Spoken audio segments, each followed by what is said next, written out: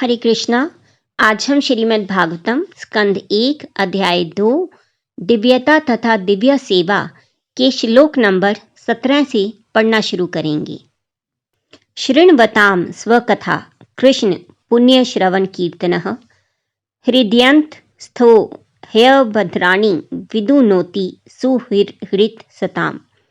प्रत्येक हृदय में परमात्मा स्वरूप स्थित तथा सत्यनिष्ठ भक्तों के हितकारी भगवान श्री कृष्ण उस भक्त के हृदय से भौतिक भोग की इच्छा को हटाते हैं जिसने उनकी कथाओं को सुनने में रुचि उत्पन्न कर ली है, क्योंकि ये कथाएं ठीक से सुनने तथा कहने पर अत्यंत पुण्यप्रद हैं। तात्पर्य, भगवान श्री कृष्ण की कथाएं उनसे अभिन्न हैं। अतएव जब भी अपराध रहित होकर श्री भगवान के बारे में श्रवण तथा उनका गुणगान किया जाता है तो यह समझना चाहिए कि वहां पर भगवान श्री कृष्ण दिव्य शब्द के रूप में उपस्थित हैं, जो साक्षात श्री भगवान के समान ही शक्तिमान है। श्री चैतन्य महाप्रभु अपने शिक्षाष्टक में स्पष्ट रूप से घोषित करते हैं कि श्री भगवान के पवित्र नाम में श्री भगवान की संपूर्ण शक्तियां निहित हैं और उन्होंने अपने असंख्य नामों को वही शक्ति प्रदान की है। इसके लिए कोई समय अवधि निश्चित नहीं है।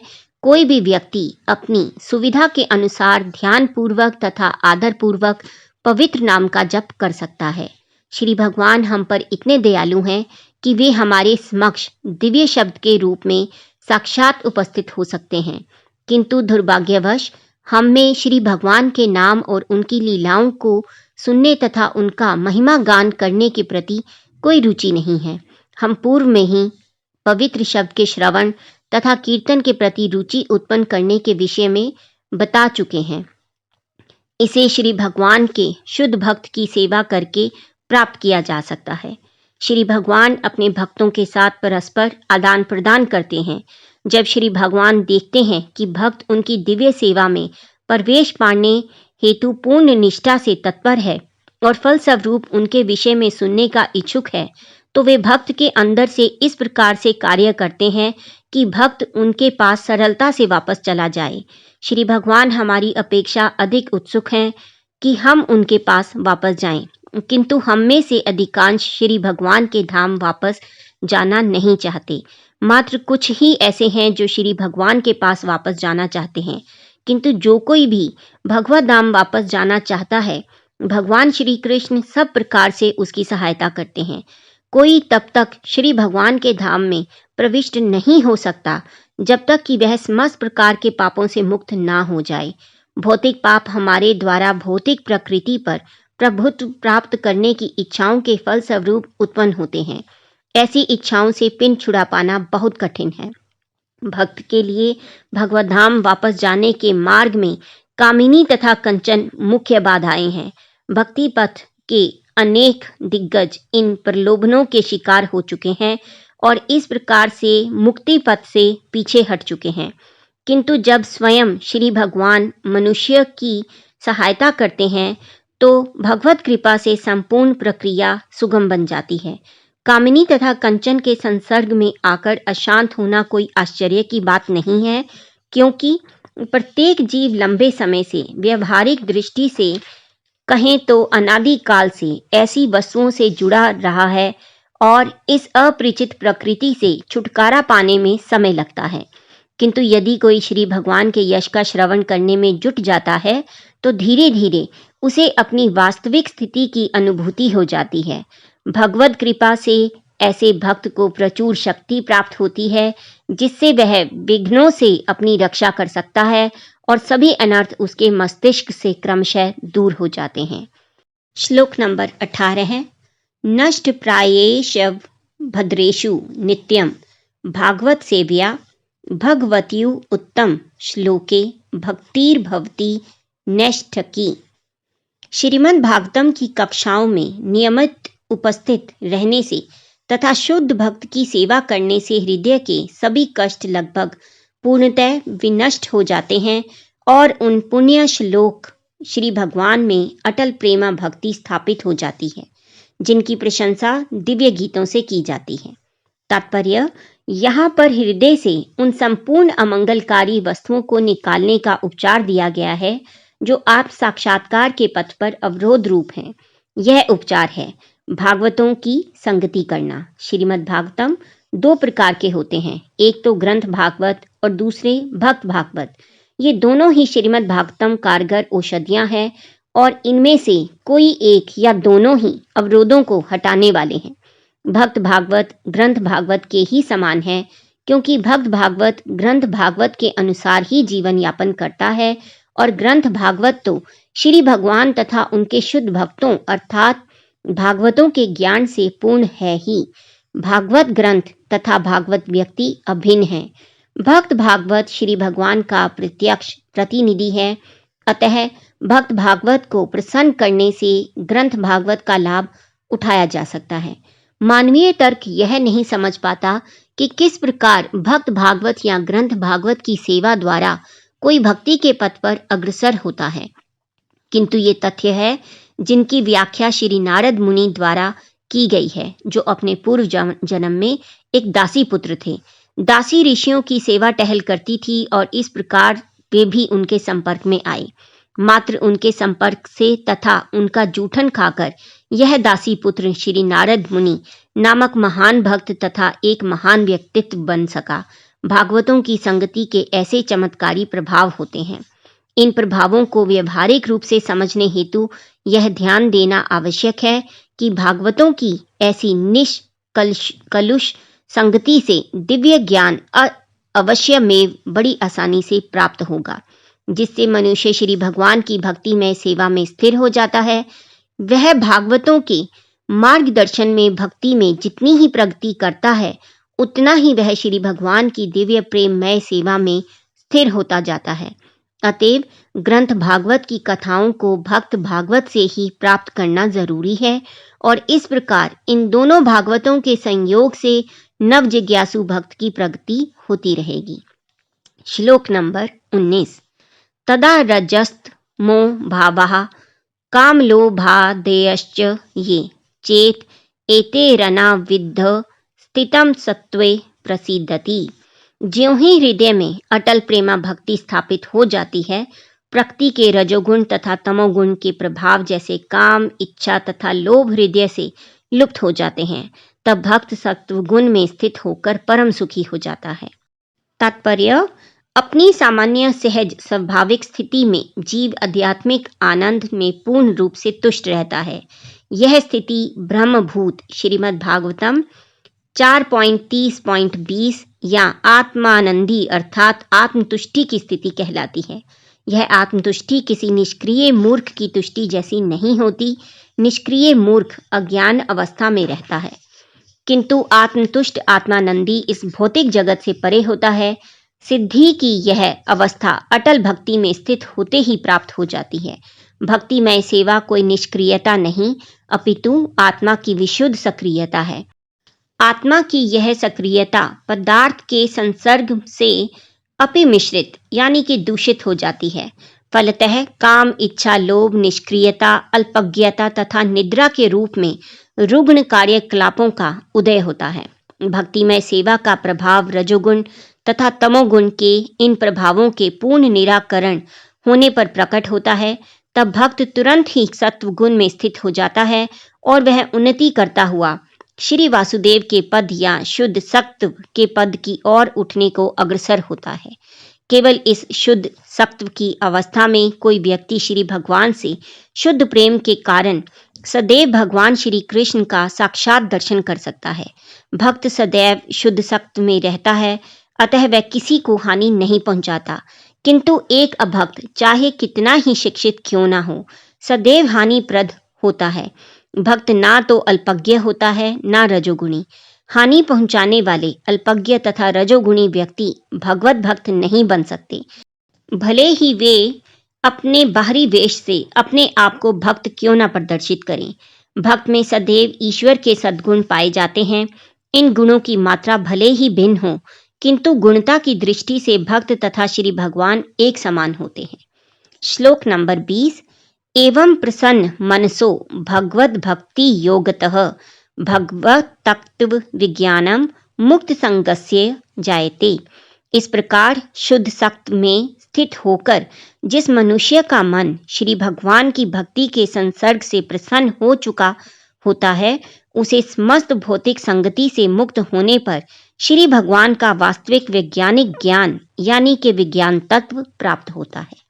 तात्पर्य: श्रीमद् भगवद गीता 7.3 में कहा गया है कि हजारों सामान्य मनुष्यों में से कोई एक भाग्यशाली होता है जो जीवन सिद्धि के लिए प्रयत्न करता है। अधिकांश मनुष्य रजोगुण तथा तमोगुण से प्रेरित होते हैं और इस प्रकार वे काम, इच्छा, लोभ, ज्ञान, अज्ञान तथा निद्रा में सदैव लिप्त रहते हैं। ऐसे अनेक मनुष्य रूपी पशुओं में से कोई एक ऐसा वास्तविक रूप में मनुष्य होता है जो मानव जीवन की जिम्मेदारी को जानता है और निर्दिष्ट कर्तव्यों का पालन करते हुए जीवन को पूर्ण बनाने का प्रयास करता है। जीवन में इस प्रकार की सफलता प्राप्त किए हुए हजारों व्यक्तियों में से कोई एक व्यक्ति भगवान श्री कृष्ण के विषय में वैज्ञानिक ढंग से जान सकता है।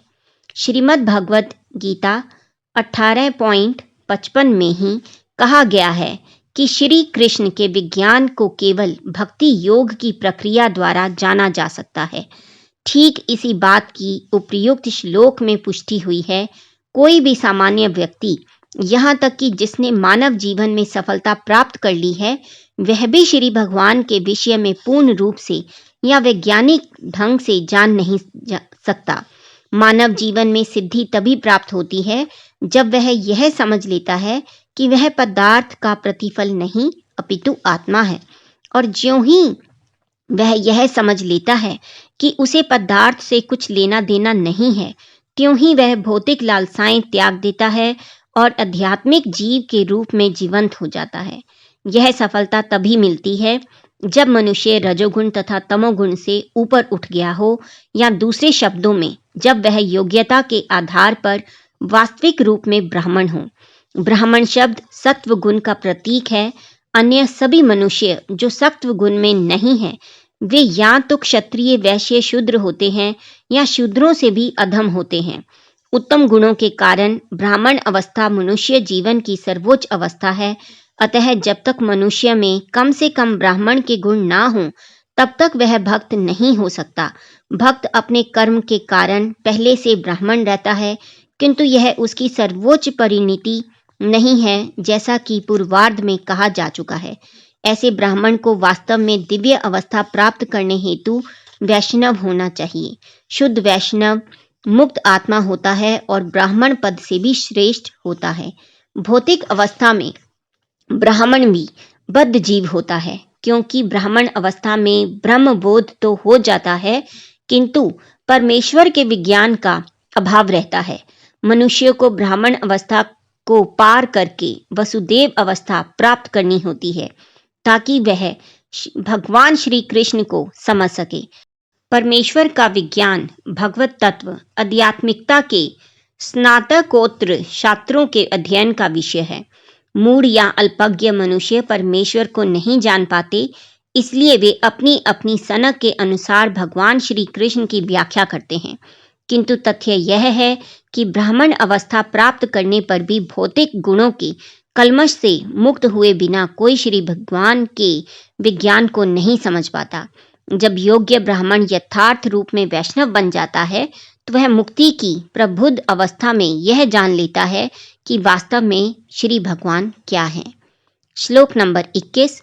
विद्यते हृदय ग्रंथि छिच्छिदन्ते सर्व संशया श्रियन्ते चास्य कर्माणि वष्ट एवात्मनि ईश्वरे। इस प्रकार हृदय की गांठ भिद जाती है और समस्त संशय छिन्न छिन्न हो जाते हैं।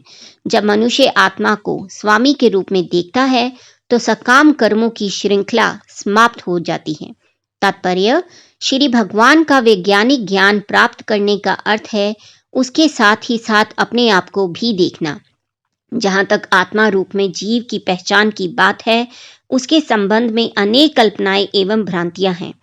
भौतिकवादी मनुष्य तो आत्मा के अस्तित्व को ही नहीं मानते और अनुभव मूलक दार्शनिक आत्मा के अलग अस्तित्व को नकारते हुए परमात्मा के निर्विशेष पक्ष को मानते हैं।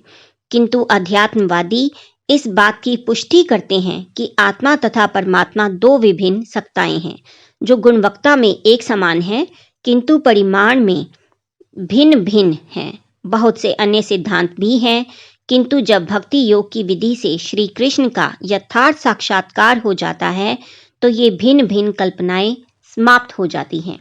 भगवान श्री कृष्ण सूर्य के समान हैं और परम सत्य विषयक भौतिकवादी तर्क वितर्क गहनतम अर्धरात्रि के समान है। ज्यों ही हृदय में श्री कृष्ण रूपी सूर्य उदित होता है त्यों ही परम सत्य तथा जीवात्मा संबंधी भौतिक कल्पनाओं का अंधकार दूर हो जाता है। सूर्य की उपस्थिति में अंधकार नहीं रह सकता और अज्ञान के अंधकार में छिपा सापेक्ष सत्य परमात्मा रूप में सबके हृदय में वास करने वाले भगवान श्री कृष्ण की कृपा से स्पष्ट रूप से प्रकट हो जाता है। श्रीमद् भगवद गीता 10.11 में श्री भगवान कहते हैं कि अपने शुद्ध भक्तों पर विशेष अनुग्रह करने हेतु वे स्वयं अपने भक्त के हृदय में शुद्ध ज्ञान का प्रकाश उत्पन्न करके समस्त संशयों के गहन अंधकार को दूर कर देते हैं। अतएव श्री भगवान द्वारा भक्त के हृदय को प्रकाशित करने का दायित्व अपने ऊपर लेने के कारण जो भक्त उनकी दिव्य प्रेमा भक्ति में लगा होता है वह अंधकार में नहीं रह सकता। उसे परम एवं सापेक्ष सत्य के विषय में सब कुछ ज्ञात होता रहता है। भक्त कभी भी अंधकार में नहीं रह सकता और चूंकि श्री भगवान द्वारा उसे प्रकाश प्राप्त होता है अतएव उसका ज्ञान निश्चय ही पूर्ण होता है। किंतु जो मनुष्य अपनी स्वयं की सीमित शक्ति से चिंतन करते हैं उनके साथ ऐसा नहीं होता। पूर्ण ज्ञान परंपरा या निगमनीय तर्कपूर्ण ज्ञान कहलाता है। यह एक गुरु से सेवा तथा समर्पण द्वारा प्रामाणिक विनीत श्रोता तक पहुंचता है। ऐसा नहीं है कि कोई परमेश्वर की सत्ता को चुनौती भी दे और उन्हें जान भी ले। उन्हें अधिकार है कि वे चुनौती देने वाले जीव के समक्ष अपने आप को प्रकट ना करें जो परम पूर्ण का शूद्र सफुलिंग मात्र है और ऐसा सफुलिंग जो माया के अधीन है। भक्तगण विनीत होते हैं, अतः यह दिव्य ज्ञान श्री भगवान से ब्रह्मा को, ब्रह्मा से उनके पुत्रों तथा शिष्यों को क्रम अनुसार प्राप्त होता है। इस विधि में ऐसे भक्तों के अंतःकरण में स्थित परमात्मा द्वारा सहायता मिलती है। दिव्य ज्ञान को सीखने की यही उचित विधि है। इस अनुभूति के द्वारा भक्त आत्मा तथा पदार्थ के अंतर को सही सही समझ पाता है, क्योंकि आत्मा तथा पदार्थ की गांठ श्री भगवान द्वारा खोली जाती है। यह ग्रंथि अहंकार कहलाती है, जिससे जीव झूठे ही अपने आप को भौतिक पदार्थ मानता है। अतएव ज्यों ही यह ग्रंथि ढीली पड़ती है संशय के संपूर्ण बादल तुरंत छट जाते हैं। मनुष्य अपने स्वामी का दर्शन करने लगता है और सकाम कर्मों के बंधन को काट कर वह श्री भगवान की दिव्य प्रेमा भक्ति में लग जाता है। भौतिक जगत में जीव स्वयं सकाम कर्म की श्रृंखला की सृष्टि करता है और जन्म जन्मांतर तक इन कर्मों के अच्छे तथा बुरे फलों को भोगता रहता है। किंतु ज्यों ही वह श्री भगवान की प्रेममयी सेवा में लग जाता है त्यों ही वह कर्म बंधन से मुक्त हो जाता है। फिर उसके कर्मों से कोई प्रतिक्रिया उत्पन्न नहीं होती। श्लोक नंबर 22। अतो वे कव्यो नित्यम भक्ति परमया मुदा वासुदेवे भगवती कुर्वन्त्यात्म प्रसादनीम। अतएव निश्चय ही सभी अध्यात्मवादी अनंत काल से अत्यंत प्रसन्नता पूर्वक भगवान श्री कृष्ण की भक्ति करते आ रहे हैं, क्योंकि ऐसी भक्ति आत्मा को प्रसन्न करने वाली है। तात्पर्य, यहाँ पर विशिष्ट रूप से भगवान श्री कृष्ण की भक्ति की विशेषता का वर्णन हुआ है। भगवान श्री कृष्ण स्वयं रूप श्री भगवान हैं और श्री बलदेव संकर्षण, वासुदेव, अनिरुद्ध, प्रद्युम्न तथा श्री नारायण जैसे अन्य अवतारों से लेकर पुरुषावतार, गुणावतार, लीलावतार, युगावतार तथा श्री भगवान के अन्य हजारों स्वरूप भगवान श्री कृष्ण के संवांश एवं विस्तार हैं। जीवात्मा श्री भगवान से पृथक हुए उनके भिन्नांश हैं। अतएव भगवान श्री कृष्ण ही मूल श्री भगवान हैं और दिव्यता की पराकाष्ठा हैं। वे उन उच्च अध्यात्मवादियों के लिए अधिक आकर्षक हैं जो श्री भगवान की नित्य लीलाओं में भाग लेते हैं। श्री कृष्ण तथा श्री बलदेव के अतिरिक्त श्री भगवान के अन्य रूपों के साथ वैसी घनिष्ठता स्थापित नहीं हो पाती जितनी कि ब्रजभूमि में श्री भगवान की दिव्य लीलाओं में होती है। ऐसा नहीं है कि भगवान श्री कृष्ण की दिव्य लीलाएं नहीं हों, जैसा कि कुछ अल्पज्ञ मनुष्य समझते हैं। उनकी लीलाएं शाश्वत हैं और ब्रह्मा के एक दिन में एक बार यथा समय प्रकट होती हैं। जिस प्रकार प्रत्येक 24 घंटों की समाप्ति पर पूर्व दिशा में सूर्य का उदय होता है। श्लोक नंबर 23। सत्वं रजस्तम इति प्रकृतेर्गुणा अस्तेर्युक्तः परः पुरुष एक ईहास्य धत्ते स्थित्याद्य हरिवीरी चिंत हरेति संज्ञा श्रेयांसी तत्र खलु सक्तवनो अनरिणा स्यु। दिव्य भगवान प्रकृति के 3 गुणों सत्व, रज तथा तम से अप्रत्यक्ष रूप से संबंधित हैं और वे भौतिक जगत की उत्पत्ति, पालन तथा संहार के लिए ब्रह्मा, विष्णु तथा शिव इन 3 गुणात्मक रूपों को ग्रहण करते हैं। इन तीनों रूपों में से सत्व गुण के स्वरूप श्री विष्णु से सभी मनुष्य परम लाभ प्राप्त कर सकते हैं। तात्पर्य: पूर्व में यह कहा गया है कि भगवान श्री कृष्ण की भक्ति उनके पूर्ण अंशों के रूप में की जाए। उसकी पुष्टि इस कथन द्वारा होती है, भगवान श्री कृष्ण तथा उनके समस्त पूर्ण अंश विष्णु तत्व है। भगवान श्री कृष्ण से अगला प्राकट्य श्री बलदेव का होता है। श्री बलदेव के पश्चात संकर्षण, संकर्षण के पश्चात नारायण और नारायण से दूसरे संकर्षण, तब इन संकर्षण से श्री विष्णु पुरुष अवतार का प्राकट्य होता है। श्री विष्णु अथवा सत्व गुण के विग्रह इस भौतिक जगत के पुरुष अवतार हैं और क्षीरोदक्षायी विष्णु या परमात्मा नाम से जाने जाते हैं। ब्रह्म रजस के विग्रह हैं और शिव तमस के। ये तीनों इस भौतिक जगत के तीनों गुणों के विभाग अध्यक्ष हैं। श्री विष्णु के सत्व गुण से इस सृष्टि का प्राकट्य संभव होता है और जब इसे विनिष्ट करना होता है तो शिव अपने तांडव नृत्य से इसे नष्ट कर देते हैं। भौतिकवादी तथा अल्पज्ञ मनुष्य क्रमशः ब्रह्म तथा शिव की पूजा करते हैं, किंतु विशुद्ध आध्यात्मवादी सत्व गुण के रूप श्री विष्णु की पूजा उनके विविध रूपों में करते हैं। श्री विष्णु लाखों करोड़ों संवास तथा विभिन्नांश रूपों में प्रकट होते हैं। समास रूप ईश्वर कहलाते हैं और विभिन्नांश रूप जीव कहलाते हैं। जीव तथा ईश्वर दोनों के ही अपने मूल आध्यात्मिक रूप होते हैं। जीव कभी कभी भौतिक शक्ति के वशीभूत होते रहते हैं, किंतु श्री विष्णु रूप सदैव इस शक्ति को अपने वश में रखते हैं। जब भगवान श्री विष्णु इस भौतिक जगत में प्रकट होते हैं तो वे माया के वशीभूत बद्ध जीवों का उद्धार करने हेतु आते हैं। ऐसे जीव इस भौतिक जगत में स्वामी या प्रभु बनने की आंतरिक इच्छा लेकर आते हैं और इस प्रकार वे प्रकृति के 3 गुणों में उलझ जाते हैं। फलस्वरूप जीवों को विविध अवधि का बंदी जीवन बिताने हेतु अपना भौतिक आवरण परिवर्तित करते रहना पड़ता है।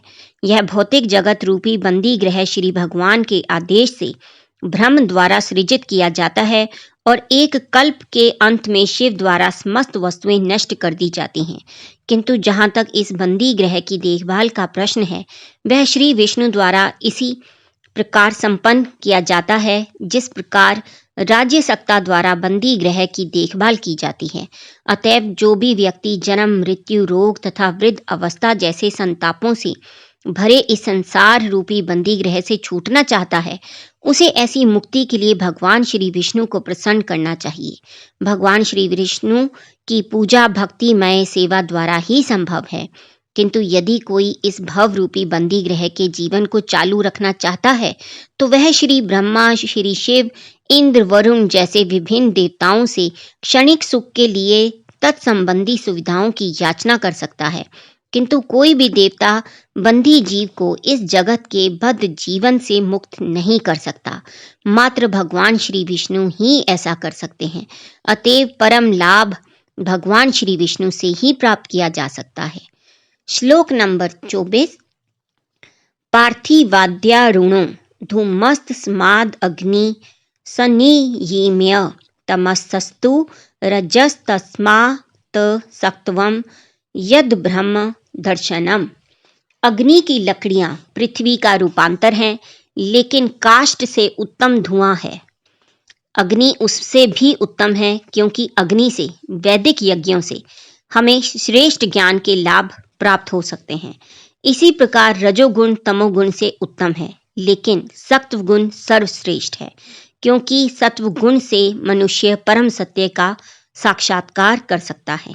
तात्पर्य: जैसा कि पूर्व में कहा जा चुका है, श्री भगवान की भक्तिमय सेवा से ही इस भौतिक जगत के बद्ध जीवन से छुटकारा प्राप्त किया जा सकता है। इसके आगे यहाँ पर यह बताया गया है कि मनुष्य को सत्व गुण के पद तक ऊपर उठना होता है, जिससे वह श्री भगवान की भक्ति के योग्य बन सके। किंतु यदि प्रगति में बाधाएं आए तो सक्षम गुरु के निर्देशन से तमस पद से भी धीरे धीरे सत्व पद तक ऊपर उठा जा सकता है। अतः निष्ठावान व्यक्तियों को चाहिए कि प्रगति के लिए प्रामाणिक दक्ष गुरु के पास जाएं, जो उन्हें तमस, रजस या सत्व की किसी भी अवस्था से मुक्ति पद तक ले जा सके। अतएव यह मानना तक भूल होगी कि पूर्ण पुरुषोत्तम परमेश्वर के किसी भी गुण या किसी भी रूप की पूजा करना समान रूप से लाभप्रद होगा। भगवान श्री विष्णु के अतिरिक्त भौतिक शक्ति के वशीभूत होकर सभी विभिन्नांश प्रकट होते रहते हैं। अतएव भौतिक शक्ति के विविध रूप जीव को उस सत्व के पद तक ऊपर उठने में मदद नहीं देते। केवल सत्व अवस्था ही मनुष्य को भव बंधन से मुक्त करने में सक्षम है। जीवन की असभ्य अवस्था या निम्न पशु जीवन तमोगुण द्वारा नियंत्रित होता है। मनुष्य की सभ्य अवस्था, जिसमें उसे नाना प्रकार के लाभों की कामना रहती है, रजोगुणी अवस्था है। इस अवस्था में श्री भगवान की रंच मात्र अनुभूति हो पाती है, जो दर्शन, कला तथा चारित्रिक एवं नैतिक सिद्धांतों से युक्त संस्कृति के रूप में प्रकट होती है। किंतु सत्व गुण इससे भी उच्चतर भौतिक गुण अवस्था है, जिससे परम सत्य के साक्षात्कार में वास्तविक सहायता मिलती है। दूसरे शब्दों में श्री ब्रह्मा, श्री विष्णु तथा हर नामक अधिष्ठाता देवों की विभिन्न पूजा विधियों तथा उनसे प्राप्त होने वाले फलों में गुणात्मक अंतर होता है। श्लोक नंबर 25। भेजिरे मुनियो थाग्रे भगवंतम दोक्षजम सत्वम विशुद्धम क्षेमाय कल्पन्ते येनु तानिहि। पूर्व काल में समस्त महामुनियों ने श्री भगवान की सेवा की, क्योंकि वे प्रकृति के तीनों गुणों से परे हैं। उन्होंने भौतिक परिस्थितियों से मुक्त होने हेतु और फलस्वरूप परम लाभ प्राप्त करने हेतु श्री भगवान की पूजा की। अतएव जो कोई इन महामुनियों का अनुसरण करता है, वह भी इस भौतिक संसार से मोक्ष का अधिकारी बन जाता है। तात्पर्य: धर्माचरण का उद्देश्य भौतिक लाभ प्राप्त करना या आत्मा और पदार्थ के अंतर का सरल ज्ञान अर्जित करना नहीं है। धार्मिक अनुष्ठानों का परम उद्देश्य अपने आप को भौतिक बंधन से मुक्त करना और उस दिव्य जगत में स्वतंत्र जीवन पुनः प्राप्त करना है, जहाँ श्री भगवान ही प्रधान रहते हैं। अतएव धार्मिक नियमों का संचालन स्वयं श्री भगवान द्वारा होता है तथा धर्म का उद्देश्य महाजनों अर्थात श्री भगवान के अधिकृत प्रतिनिधियों के अतिरिक्त और कोई नहीं जानता। श्री भगवान के ऐसे 12 विशेष प्रतिनिधि हैं जो धर्म के उद्देश्य से परिचित हैं, और वे सभी श्री भगवान की दिव्य सेवा में संलग्न रहते हैं। जो मनुष्य अपना हित चाहते हैं, उन्हें इन महाजनों का अनुसरण करना चाहिए और उनसे परम लाभ प्राप्त करना चाहिए। हरे कृष्णा। आज का पठन हम यहीं समाप्त करेंगे और कल हम 26 नंबर श्लोक से शुरू करेंगे। तब तक आप जपते रहिए हरे कृष्णा कृष्णा कृष्णा हरे हरे, हरे राम राम राम हरे हरे। हरि बोल।